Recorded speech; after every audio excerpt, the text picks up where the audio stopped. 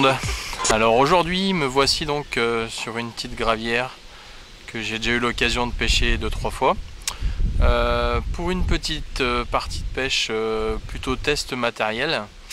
Aujourd'hui je vais continuer donc à tester la 5001 sur un kit, donc simplement un power kit rajouté sur cette canne là, puisqu'à la base c'est une canne qui est plutôt polyvalente, même plutôt orientée pêche au blanc.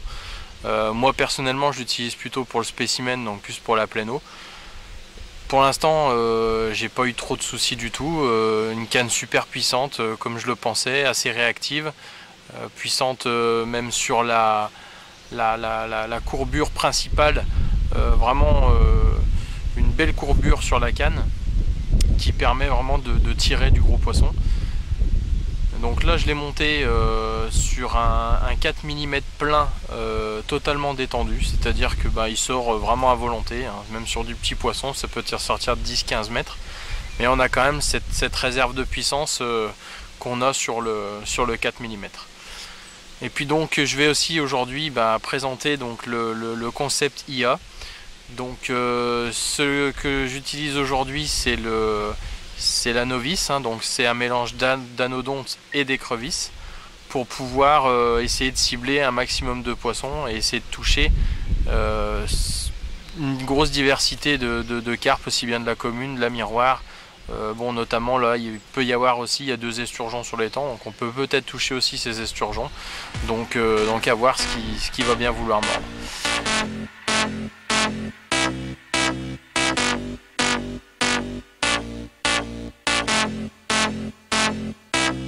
It's like gold dust, you hear me coming through your speaker. You see me mashing up your airwaves. I know you can't get enough of my sound.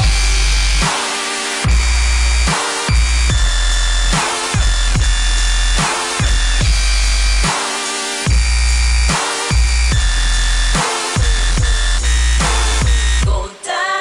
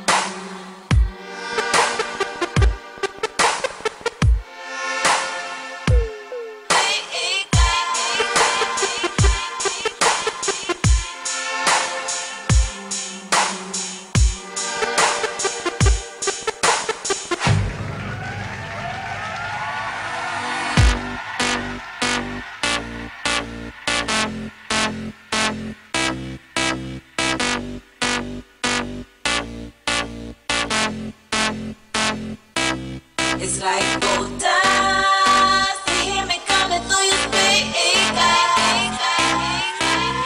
You see me mashing up your airwaves. I know you can't get enough of my sound.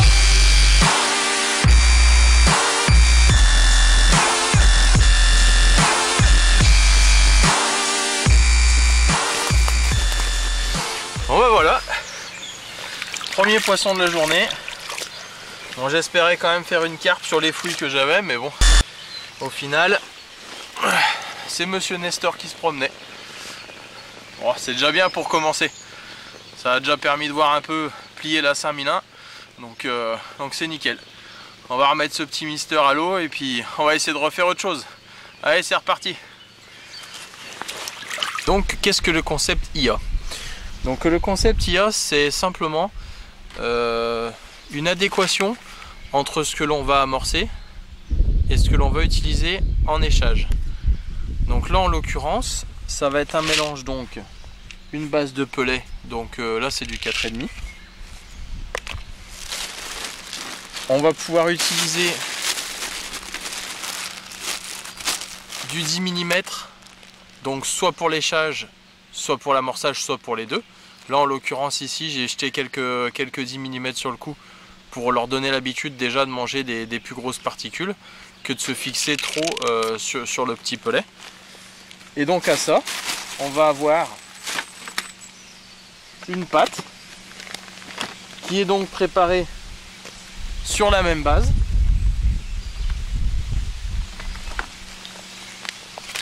Donc tout est basé sur la même base. Donc là, on a la version poudre, hein, donc la non préparée.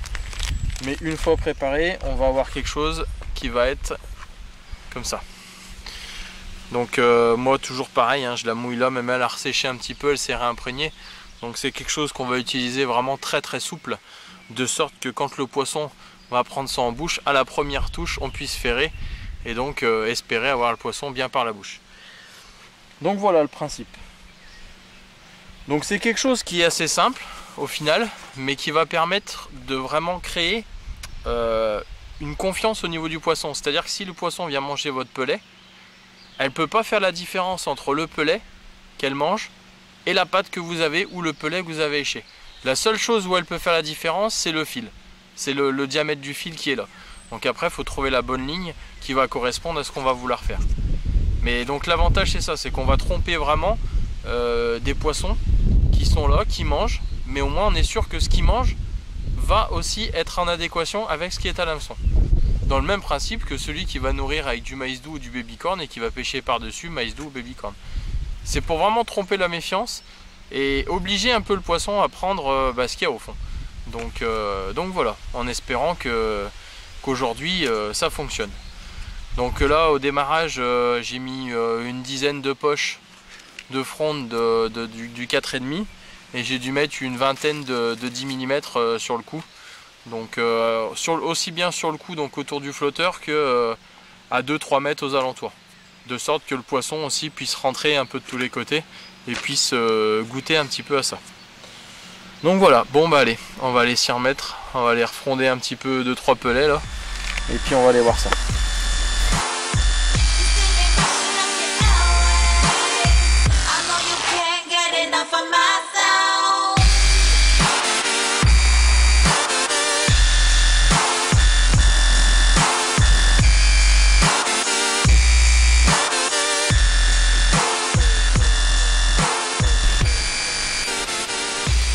Bon bah voilà, le résultat d'une belle touche. Pourtant le flotteur était bien parti, le fil partait aussi. Un petit ferrage et au final harponné. Bon mais c'est pas grave, on va s'y remettre. Donc pour aujourd'hui, je vais utiliser en fait deux lignes différentes. Donc soit une ligne avec un petit hameçon, une bague pour pouvoir mettre donc un pelet de 10 mm, ou une ligne traditionnelle avec un hameçon un peu plus gros pour une pêche à la patte. Donc l'échage pour un petit 10 mm, hein, c'est tout simple. Donc on a un petit élastique style élastique dentaire, hein, et on va venir donc mettre le pelet dans la bague, hein. Je sais pas si on se rend bien compte. Voilà. Donc l'avantage par rapport à une bague traditionnelle, c'est que sur un élastique dentaire, on va vraiment pouvoir régler l'endroit où on veut que l'élastique soit fixé. C'est-à-dire que sur du poisson qui tatillonne, on peut le descendre plus bas de la hampe, donc plus vers la pointe. Et sur du poisson un petit peu plus facile, on peut très bien remonter. Après, on peut jouer vraiment comme on veut. C'est l'avantage de ça, qu'une bague traditionnelle style stonfo va avoir tendance plutôt à glisser et à jamais rester au même endroit. Donc là, on a quelque chose de vachement plus simple à utiliser. Donc la ligne, hein, ça reste quelque chose d'assez traditionnel. Donc hameçon, une petite plombée.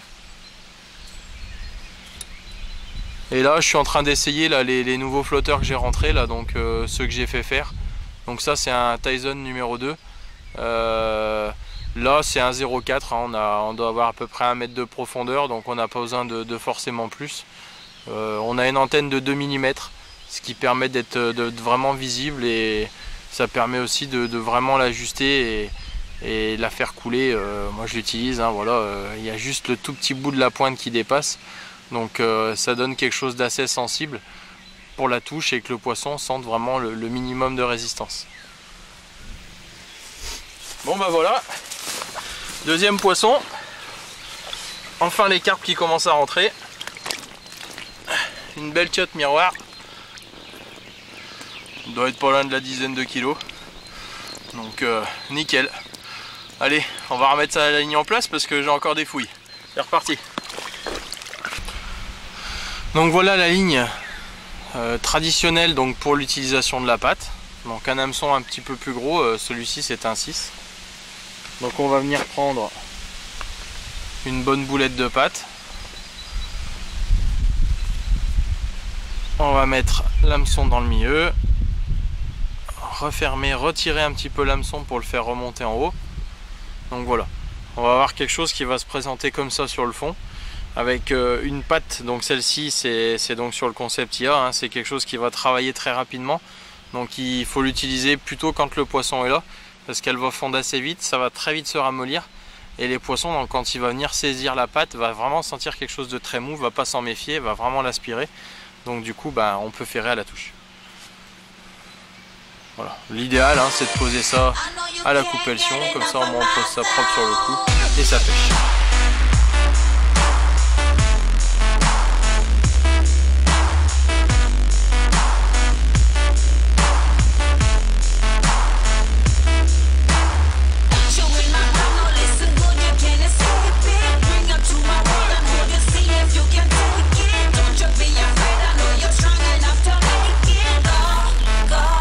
Donc voici la fameuse 5001.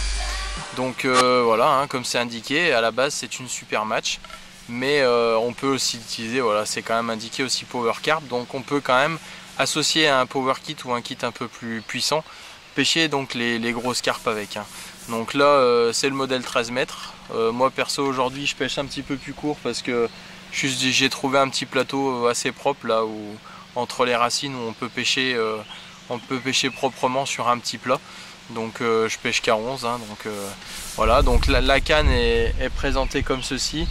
D'origine elle est vendue donc avec des kits match et un power kit match aussi. Donc là on est en train d'essayer de voir avec Olmic pour justement pouvoir commercialiser un pack un peu plus orienté, donc gros poisson, avec donc des power kits. Ou des power kits ou des kits d'origine. Pour l'instant on est en train d'essayer de voir ce qu'on peut faire pour justement vraiment l'orienter plutôt sur la pêche des gros poissons. Bon bah voilà, un troisième poisson, belle coco bien nerveuse avec des belles proportions, super beau poisson. Allez hop, on y retourne. Alors voilà, comme j'expliquais tout à l'heure, on va avoir ici donc sur ce kit un 4 mm plein qui n'est pas du tout tendu, c'est-à-dire qu'il est monté tel quel sur les trois éléments, de sorte d'avoir quelque chose qui va travailler pour la pléno, donc qui va pouvoir vraiment se détendre facilement sur 10-15 mètres, mais tout en ayant quand même la puissance énorme que le 4 mm a, pour vraiment pouvoir faire tourner un poisson quand il va pouvoir partir un petit peu sur le large, ou avoir quand même un petit peu d'autorité sur le poisson tout en ayant de la souplesse. Donc j'espère qu'avec ce procédé là on aura quand même peu de décroche, puisque là on est sur une gravière où les poissons ont tendance à avoir la bouche un peu tendre, même s'ils mangent de l'écrevisse ils ont la bouche tendre. Donc il vaut mieux essayer d'avoir quelque chose d'assez souple pour ne pas décrocher le poisson qu'on aura. Donc voilà, bon, tout ça monté sur un connecteur fun, hein, le 4 mm passe sans problème.